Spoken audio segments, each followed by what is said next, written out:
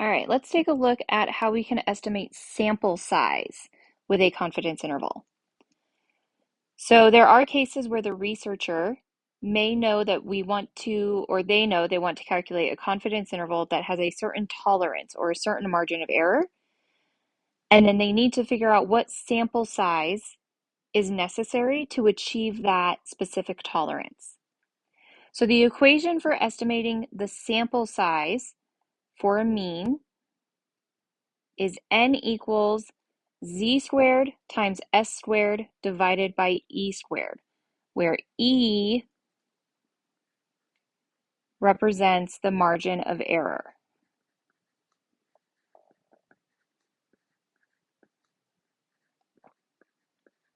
Now you may be saying, hey, wait a minute, we were just doing confidence intervals and we were using t. What's up with the z? Well, the reason for that is in order to use the t distribution, we have to know the degrees of freedom. And in order to know the degrees of freedom, you have to know the sample size. I can't know the sample size to calculate the degrees of freedom if I'm trying to calculate the sample size. So what we do is we use the z-score kind of as a estimate, kind of like a point estimate, but not really a point estimate, but just like as that best estimate for what the t-score would be to calculate the sample size. Because if you remember, with the t distribution, the larger the sample size gets, the closer the t distribution gets to the normal z distribution. So if our sample size is big enough, the t distribution looks the same as the z distribution. So eventually we get to a point where there's very little difference between the two. And then if our sample size is smaller, then the z distribution, the normal distribution, is going to be more restrictive than the t distribution would be. So it's okay for us to use it. It's going to force us to have a bigger sample size, basically. And in all things in statistics, having a bigger sample size is always the better way to go than having a smaller sample size. So we're using the z-score as the best estimate because otherwise we would have no way of doing this. So the example with this that we're going to look at is a group of students decides they want to estimate the average age of all the students at their school. They find the standard deviation nationwide is 15 years old, and they decide to calculate a 95% confidence interval, and they want it to be within 2 years of the actual age.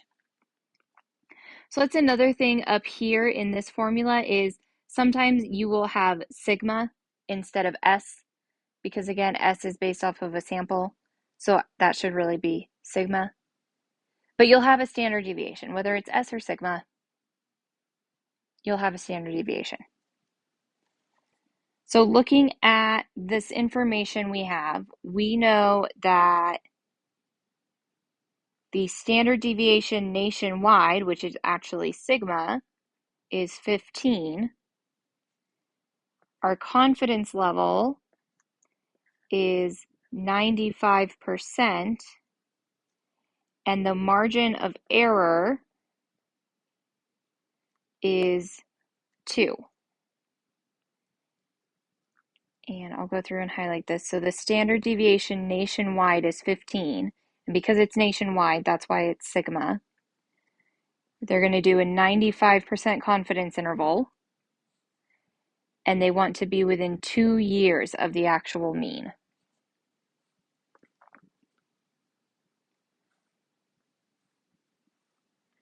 So the first thing I need to do is we need to go and find what that z-score is going to be.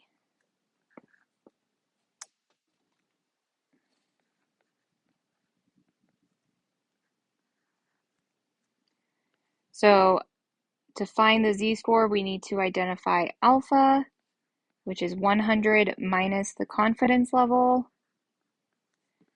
100 minus 95 leaves us with 5%. Alpha over 2 is 5% divided by 2, which is 2.5%. And as a decimal, that is 0.025. So that's what I'm going to plug into Excel to get the z-score.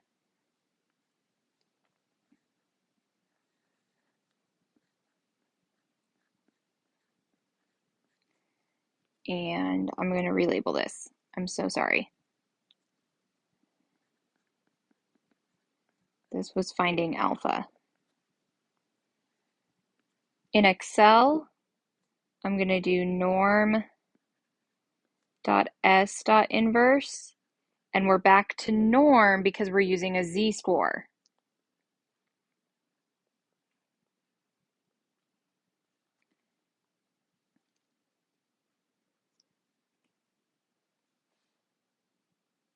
And you can go ahead and calculate this on your own. Pause the video if you need to.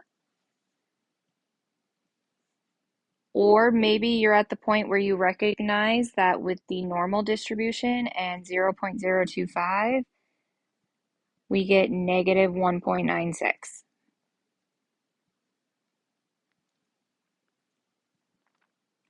We're still ignoring the negative, because if I put a negative up here, well, I guess it doesn't really matter, but it just makes my life a whole lot easier. But I would square it, so the negative doesn't matter.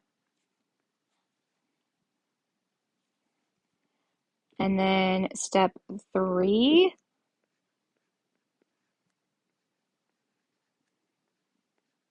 I don't know if you guys can hear this, but my cats are fighting right in front of me. It's quite intense. We're going to go to the formula. So n equals z squared, and I'm actually going to use sigma squared because that's what it should have been, and then e squared. Everything gets squared.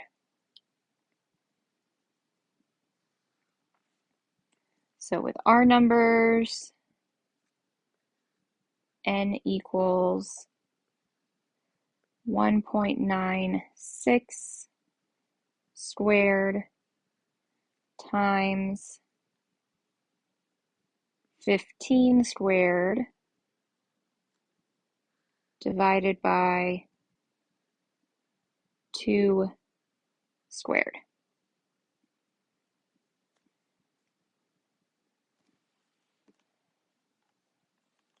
So 1.96 squared times 15 squared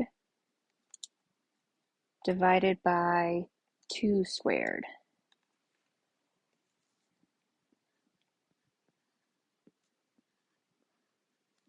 That's 216.09. When we calculate our sample size, we're going to round up always. So 217 is the necessary sample size. Rather have more individuals sampled than not enough. If I only sample 216, I'm not going to be within 2 years of the actual age.